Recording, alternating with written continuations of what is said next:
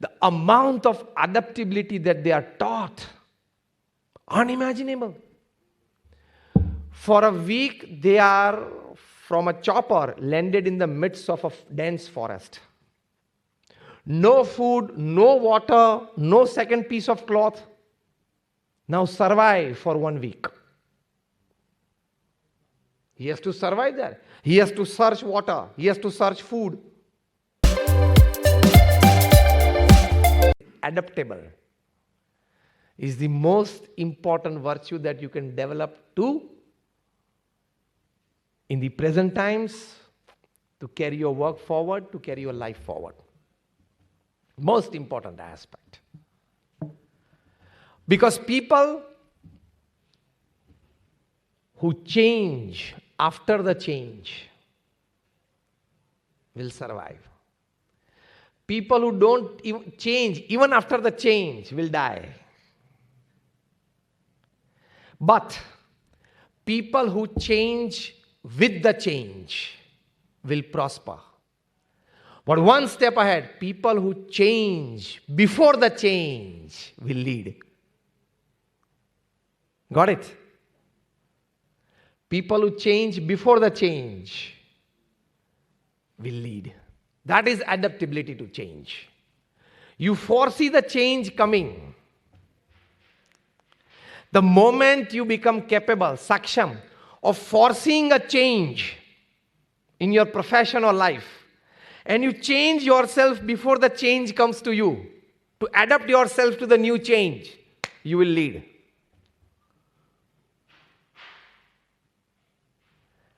If not to that level, if you foresee the change and even change with the change, not before the change, but with the change, even then you will sustain and prosper. But if you are procrastinate enough, lazy enough to change yourself after the change, at least you will survive, because you have accepted change.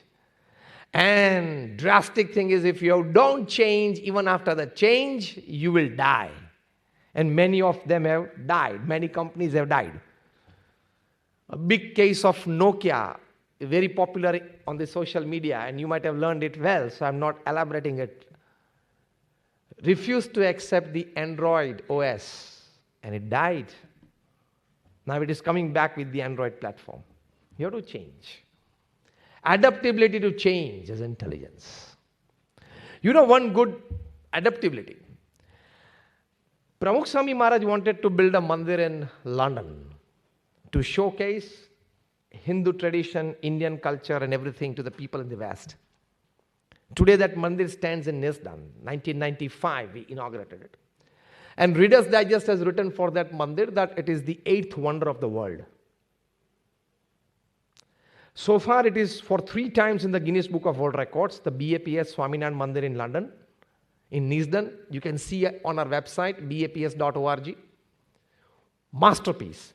28,000 carved pieces were sent from India. Again, the stone, marble, everything came from Europe. Shipped to India, road transported to Rajasthan, back and sent to London. This I'm talking of the year 92, 93, 94.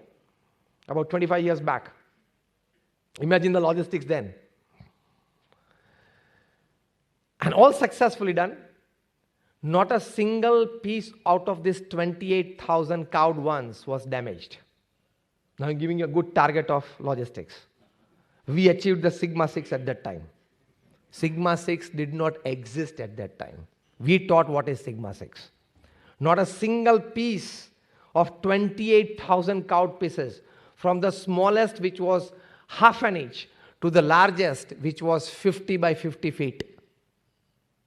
28,000 carved pieces. From Rajasthan to Kandla, these pieces were road transported and then in containers sent to London. And then they were stuck to build a whole monument. And we completed the whole project in 26 months. Now see the adaptability. I'm going to come to that point now. Pramukh Swami Maharaj said, we want to build a full-fledged gym in the campus of the mandir. Now this was altogether out of everybody's mind. Why a gym? I'm talking of the concept of Pramukh Swami Maharaj 25 years back. At that time, his age was 75. A 75-year-old Indian sadhu talking of a full-fledged gym in the Mandir campus. And Pramukh Swami Maharaj was asked by our trustees, Swamiji, why a gym? We need a good auditorium for happenings. Pramukh Swami Maharaj said, today's youth, if they will come for gym at this place, someday they will climb the stairs and go for darshan and go in the Arti. To bring them to the mandir, let's have a gym as well. And today we found, after 25 years, highly successful idea. Because the newcomers would see that. To have a full-fledged gym in the year 1995, even in London, it was something new. The gym concept in India started in the last 10-15 years. To have full-fledged gyms and each and every nook and corner of the city, and people really aware of it and utilizing it. It all started in the last decade. I'm talking of 25 years back. At that time, probably there was not a gym of this class in the whole city of London. And we did it in Mandir campus. And its size, you are sitting in this hall today, that campus of ours in London, residing this gym, just the gym area is 5 times this hall. In the center of London, Pramukh Swami Maharaj devoted so much space to gym. And they could even play cricket, indoor cricket inside. Imagine such 5-6 halls. But that would attract all the Indian youths to that place. And our youth strength grew from a few tens to thousands today, thanks to big concept of this. See, adaptability to change. A 75-year-old Indian saint, just 5th standard pass, Pramukh Swami Maharaj, he could think of a gym in a mandir. Imagine this. Because he could adapt himself to the new generation. How to be with them. What do they like? What can I give them so that I can give them a touch of spirituality later on? What is the first step to bring them close? And he put a gym in between them and the mandir. And we got results, beautiful results. Our youth conventions in London today, it's like 2,000, 3,000 youths. Every summer we have it. This is called adaptability with the situation, with the norms, with the times, with the people of those times, with the generations of those times, and then you grow. We grew in London because of this concept, especially amongst the youth. So adaptability to change is intelligence, and your good adaptability for change can bring you good results. How many of you have seen the video of the US Marines being trained?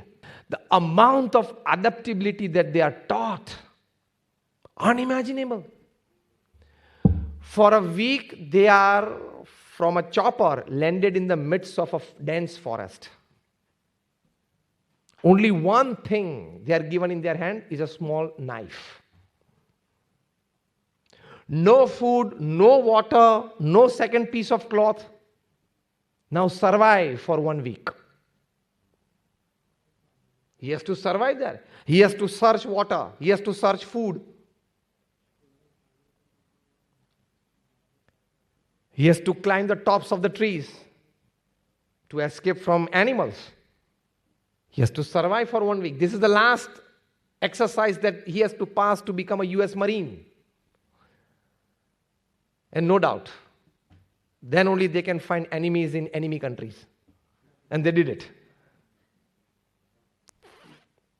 They're highly capable people. Skill, capabilities, adaptabilities, unbelievable.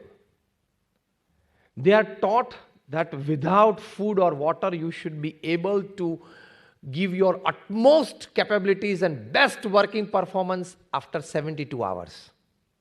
72 hours without water or food, still you should be capable of standing and do your work right. They're trained to that level. They can survive in any temperatures. They are made to survive from -40 to +40. They can wither anything. Adaptability. Human mind, human body is capable. How the US Marines are made to develop their abilities and how they are taught to adapt to the worst circumstances. They are taken to the deserts of the Middle East for training, where the temperatures are 50 degrees. And they have to survive there as well, stay there as well. They are also taken in the north of Canada there, when there is ice, where there is -30, to survive there as well. So adaptability, capacity of a human being is beyond our imagination. That's what I want to tell. Human body, Bhagwan Swami Narayan has said in one of his scriptures that human body and human mind is highly capable of adaptability. Highly capable. So when you are highly capable of adaptability, you will sustain.